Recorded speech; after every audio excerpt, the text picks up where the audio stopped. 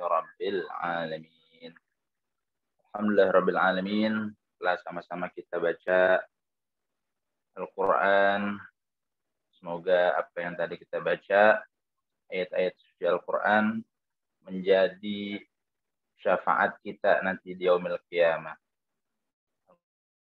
Al-Quran akan memberikan syafaat bagi orang yang membaca.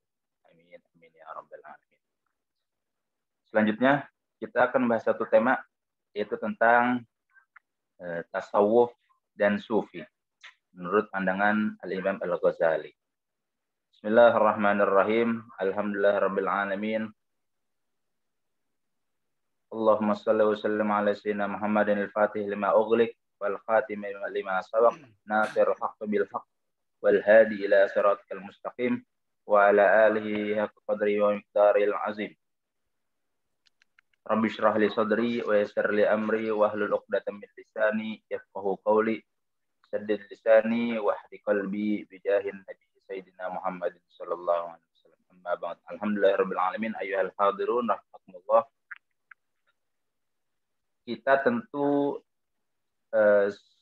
sering mendengar ya atau membaca tentang kata-kata tasawuf dan sufi.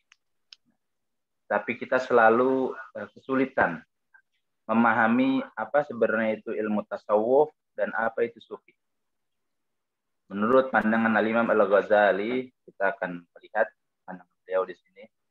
Sebenarnya tasawuf itu asal katanya secara bahasa itu berasal dari kata tasawwafa, ya tasawwafu, tasawwufan, yang artinya adalah menyucikan jiwa. Ya, menyucikan jiwa. Jadi tasawuf itu adalah caranya, proses bagaimana kita itu membersihkan jiwa kita dari hal-hal yang tidak membawa ke Allah Subhanahu wa taala. Ya. Dari hal-hal yang tidak membawa kepada Allah Subhanahu wa taala. Sedangkan sufi itu adalah pelakunya atau orang yang sedang dalam mensucikan jiwanya kepada Allah Subhanahu wa taala. Jadi tasawuf adalah secara bahasa itu adalah proses mensucikan jiwa, dan sufi adalah orang yang sedang melaksanakan proses tersebut. Itu pengertian secara sederhananya tentang kata tasawuf dan sufi. Menurut Al-Imam Al-Ghazali, bahwasanya dalam pokok tasawuf, ya, dalam pokok ilmu tasawuf, ya, itu terdapat dua hal pokok. Ya, ada dua hal pokok. Yaitu apa? Tentang apa? Dua halnya ini. Yaitu tentang hablum minallah wa hablum minan nas. Pokok dari ilmu tasawuf itu adalah hubungan kita dengan Allah dan hubungan kita kepada manusia lainnya. Itu pokok ajaran tasawuf atau ilmu tasawuf. Nah, kemudian di dalam ilmu tasawuf juga beliau menerangkan bahwasanya di dalam ilmu tasawuf itu mempunyai dua pilar utama. Ya. Mempunyai dua pilar utama. Itu di dalam kitab Ayyuhal Walad. Kitab Ayyuhal Walad ini, kalau secara bahasa Ayyuhal Walad itu kan wahai anak-anakku. Kan? Nah, kitab Ayyuhal Walad ini menerangkan definisi atau penjelasan tentang tasawuf secara sederhana. Yang memang diperuntukkan pemahamannya itu untuk kalangan anak-anak. Nah, tentu bukan berarti targetnya ini untuk memberi pemahaman ke anak-anak dan orang dewasa tidak bisa memahami ini. Justru malah menurut pandangan saya, kita kan bisa lebih memahami apa sih sebenarnya itu ilmu tasawuf dan apa sih sebenarnya itu sufi. Karena selama ini kita hanya bisa memahami ilmu tasawuf itu secara ekspresif, ya, bahwa bahwasanya kita, pengetahuan kita nih, yang namanya tasawuf itu orang yang bergamis, orang yang berjenggot panjang, berserban, gitu kan. Jadi kita lebih ke ekspresinya menjalankan tasawuf itu. Tapi kita belum memahami secara nilai apa itu tasawuf. Beliau menjelaskan di dalam kitab Ayyuhal Walad bahwasanya tasawuf itu mempunyai 2 pilar utama. Katakan, yaitu kata beliau, "Tsumma i'lam anna tasawufa lahu khuslatan al-istiqamatu ma'allah ta'ala was-sukunu 'anil khalq." Kemudian ketahuilah, ini beliau sedang menjelaskan, ketahuilah bahwasanya tasawuf itu lahu khuslatan. Baginya ilmu tasawuf itu mempunyai 2 fondasi atau 2 pilar utama. Al-istiqamatu ma'allahi ta'ala. Yang pertama adalah istiqamah kepada Allah Ta'ala. Was-sukunu 'anil khalqi. Dan berperilaku baik kepada seluruh makhluk. Baik manusia maupun yang lainnya. Nah, apa yang dimaksud istiqamah itu? Tentu istiqamah itu kan continue ya, atau konsisten dalam melakukan kebaikan. Ya, pengertian istiqamah itu adalah konsisten dalam melakukan kebaikan. Tentunya kebaikan yang membawa kita semakin dekat kepada Allah. Itu disebut istiqamah. Was-sukunu 'anil khalqi, dan kita berperilaku yang baik kepada makhluknya Allah. Kemudian dilanjutkan di sini. Faman